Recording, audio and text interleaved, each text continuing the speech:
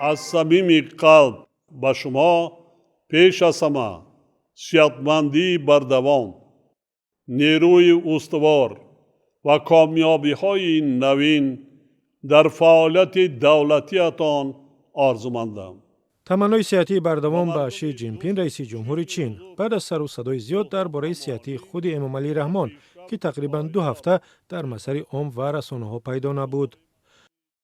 28 ینور پرزیدنت جمهوری تاجیکستان پیشوای ملت محترم امامعلی رحمان برابران ساختار و مقامات نظامی و حفظ حقوق مشورت کاری دایر نمودند.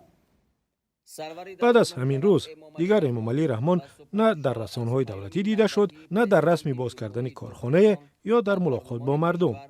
کم نما شدن رئیس جمهور که هر روز در رسانه‌های دولتی نمایان بود، حدس و گمان برانگیخت که گویا امامعلی رحمان بیمار شده است و معالجه می‌گیرد.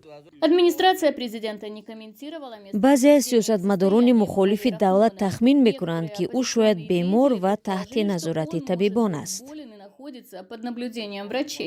ولی بعضی از منابع به رادیو آزادی گفتند که رئیس جمهور بیمار نیست و فقط برای استراحت به جزیره هینن چین رفته است.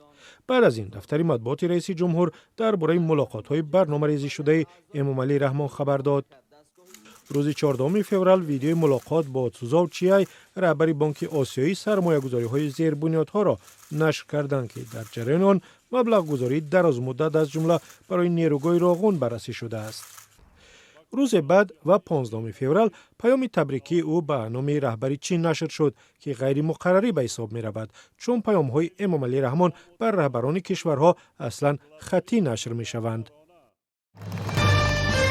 خوش آمدی پیشوا، نور دیده و دل جا. امامعلی رحمان یک سال بعد از اعلان استقلال تاجیکستان و در ابتدای جنگ شهروندی و ویرانگری 5 ساله به قدرت رسید. از آن زمان تا کنون رهبر کشور است.